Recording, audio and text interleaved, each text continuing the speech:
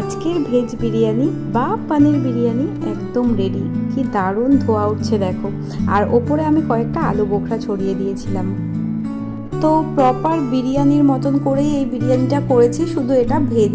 তো এটার মধ্যে দিয়েছি আমি টুকরো করে আলু, পনির আর হচ্ছে ক্যাপসিকাম। এর মধ্যে আরও অনেক কিছু দেওয়া যায়, সয়াবিন দেওয়া যায়, গাজর দেওয়া যায়, মটরশুঁটি দেওয়া যায়, কিন্তু আমি আর অত ঝামেলায় যাইনি। এই নর্মালের মধ্যেই আমি কমপ্লিট করেছি।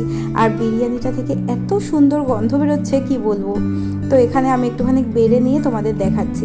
আর খুব একটা তেল চপচপে হয়নি, একটু ড্রাই করেই করেছি, কিন্তু খেতে অসম্ভব সুন্দর হয়েছিল। গন্ধটাও যেরকম সুন্দর বেরোচ্ছে, তেমনি বিরিয়ানিটা দেখতেও দারুণ হয়েছে। তো এখানে আলু বোখরা দিয়ে বিরিয়ানিটা খেতে এত সুন্দর লাগছিল। তো এই যে আমার ভেজ বিরিয়ানি বা পনির বিরিয়ানি মোটামুটি রেডি। তোমরা কিন্তু একবার ট্রাই করে দেখতে পারো, আশা করি খারাপ লাগবে না, কারণ এই নিরামিষের চক্করে আমি এটা ওটা বানিয়ে বানিয়ে খাচ্ছি, আর আমার মোটামুটি ভালোই লাগছে। তো এখানে আমি একটা পনির, আলু আর দুটো ক্যাপসিকাম নিয়ে চলো একটু টেস্ট করে দেখি কীরকম হয়েছে।